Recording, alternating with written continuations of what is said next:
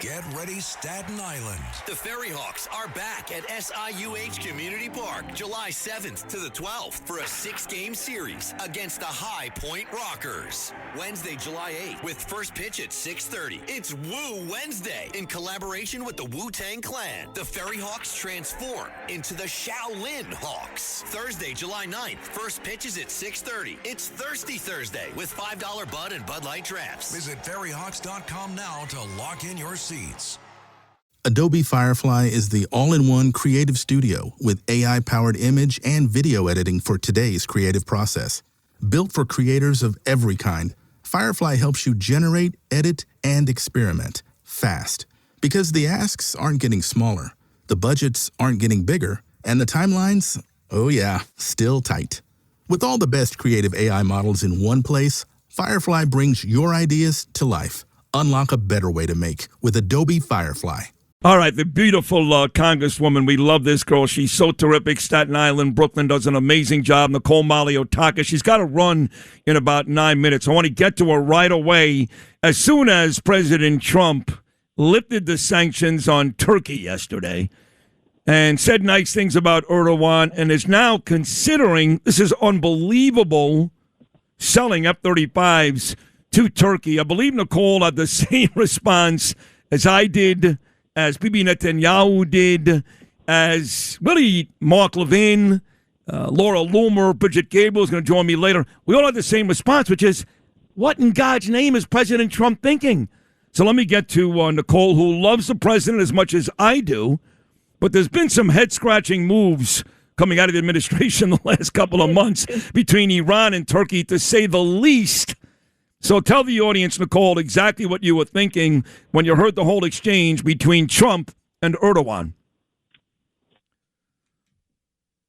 Very troubling. I mean, those of us who know Erdogan's history here, I mean, look, Turkey is a nation time. However, under Erdogan's leadership, we have seen them take some very dangerous positions, lining Turkey with Iran and Russia.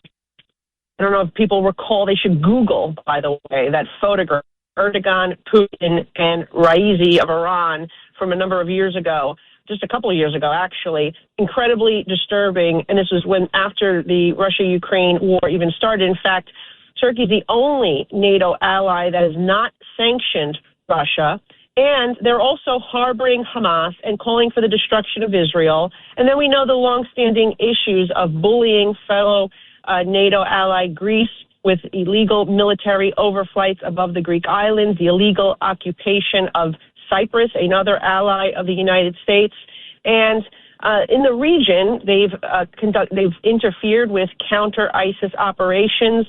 So there's real reason for concern here that the United States could potentially sell our most prestigious technology, the F-35 jet, to Turkey, even after they've also purchased Russian equipment, S-400. And so those are our concerns. And that is why we urge the White House to not make any type of deal with Erdogan to sell those F-35 jets.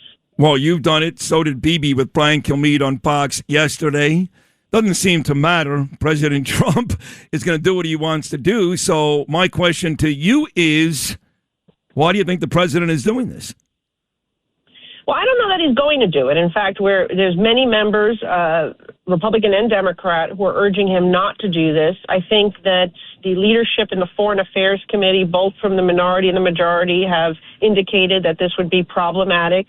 And there's also that sentiment being shared by the chairman of the Senate Foreign Affairs Committee. I know where Secretary Marco Rubio stands, because he's long been an ally of Greece and Cyprus and has been very strong on this position. So I believe that there's many people that are advising him not to do this. Perhaps this was posturing because Turkey was the host nation at the NATO summit, which also raises another question. Why is the only NATO ally that did not sanction Russia becoming the host of this summit? Because this has been chosen just in the last year. So I think that was a mistake to begin with. So I think that enough of us speaking out against this, people who the president respects, admires, and trusts, people like you, Sid, who are also very close with the president hearing those voices out there, us speaking out, I think will hopefully prevent this from happening. It's funny because people was coaching my son's basketball game last night, and they said, Sid, we think you're afraid to get too tough on the president because you're afraid he'll get mad at you. And look, he could get mad at me because I have been critical, Nicole, about Iran. I don't know what the hell we're doing there. I mean, this morning, again, the ceasefire's over. They're bad people. Did he just come to that realization? I've been saying that for 4 months. And now you got this Turkey situation. And the way he treats Mamdani, which is a heck of a lot better than he treats Bibi Netanyahu. So I find myself lately criticizing President Trump more than loving him, which is really different for me. But I'm not afraid, and if he gets upset with me, then I got to live with that, okay? He's got 2 years to go. I want him to go out as the best president ever. He's been that up to this point. But I got to be honest, the last couple of months, I am really confused. So I'm not afraid to criticize President Trump. Are you guys? Well, yeah, we know that you've criticized us many times, that's for sure.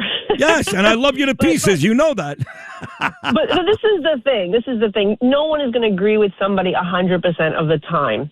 That's the bottom line, right? If we're all our own individual people. And that's why I tell my constituents, like exactly what our friend Mayor Ed Koch said. If you agree with me 7 out of 12 times, you should vote for me. If you agree with me 12 out of 12 times, you should seek a psychiatrist. Nowadays, if you disagree with somebody one time, they want to primary you out of office. Right. You have to recognize that, if we're going to be individuals and we're going to be representing our constituency and doing what we think is the best for our constituents and the country, that's going to differ from district to district. And I always try to explain that when I meet people who may be upset with 1 vote or 2 votes out of 1,000 votes.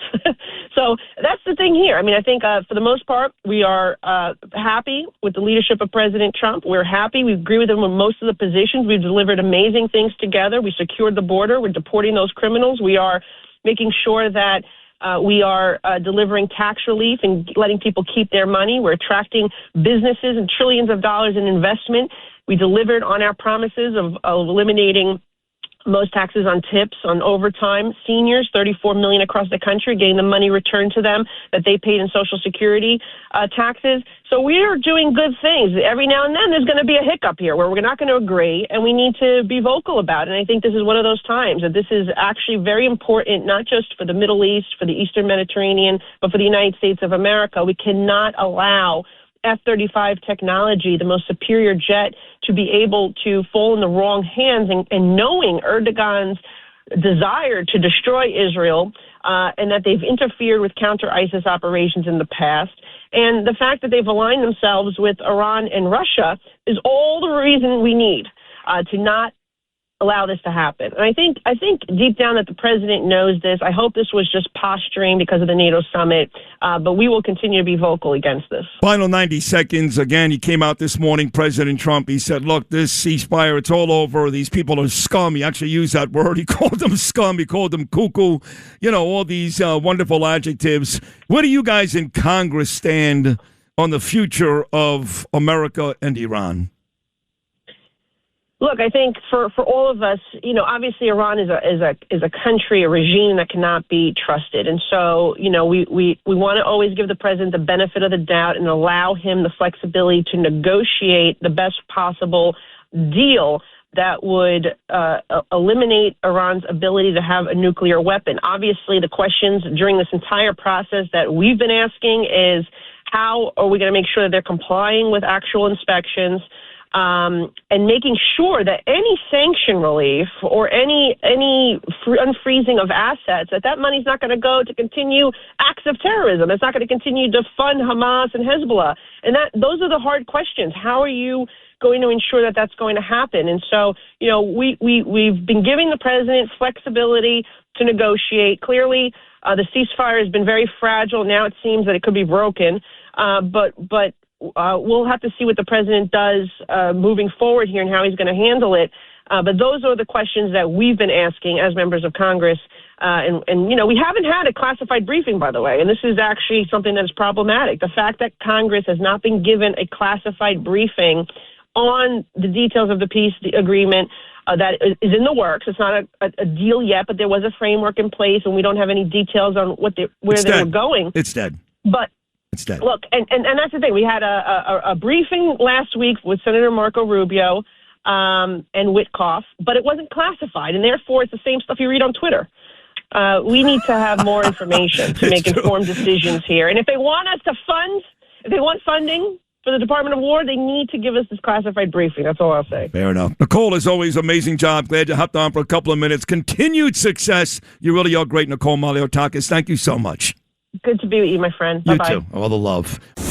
Thanks for listening to Sid and Friends in the Morning. You can hear Sid and Friends in the Morning weekday mornings at 6. If you like the podcast, share it with your friends and listen anytime at WABCRadio.com and download the WABC Radio app. Hit that subscribe button on all major podcast platforms. Plus, follow WABC on social on Instagram, TikTok, Facebook, and X. See you next time for a new episode so you never have to wonder. What the heck is going on here?